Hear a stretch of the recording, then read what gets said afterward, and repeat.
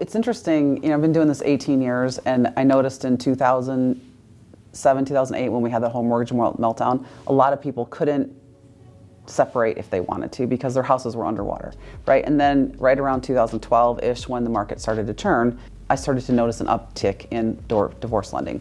It's interesting now because here we are in 2023, right? 2020, obviously, a lot of people were home with each other. So what we're noticing is lately, in the last 6 months-ish, that there have been more people contacting me about divorce.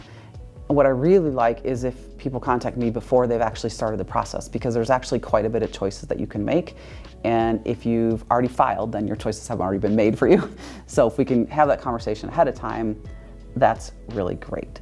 What I notice a lot of people asking about is, okay, I've got this mortgage with my partner. What do I do with it? And let's say I'm with my husband and I'm getting divorced and I'm going to get awarded the property. Then he would quit claim off that property and would not have ownership.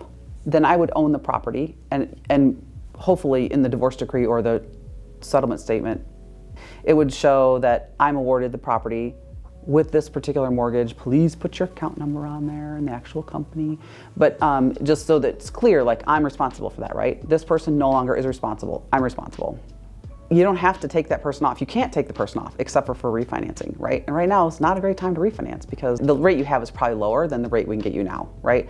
The thing is it puts that person at risk. So the person that's no longer on title, there's some risk to them. For instance, if I don't make the mortgage payment, directly affects their credit, even though they no longer have ownership in the house and they no longer have the responsibility for the payment. But if I don't pay and they're still in the mortgage, that's going to directly affect them.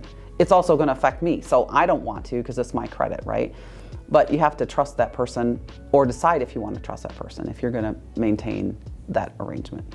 That's one thing people really want to know, because if you have to take cash out of your house and buy that person off, then you're going to have to do a refinance, either in the form of disrupting that first, that has a really beautiful rate, or maybe you can add a second mortgage onto that.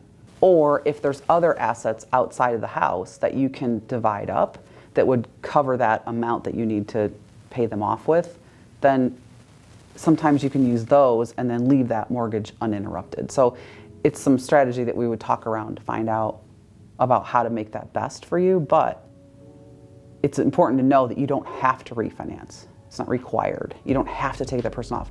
Maybe in your arrangement that you sign, maybe you say, like, I agree to refinance within 5 years, or I agree to refinance within whatever. Maybe nobody cares. Maybe you put a date on it, maybe you don't.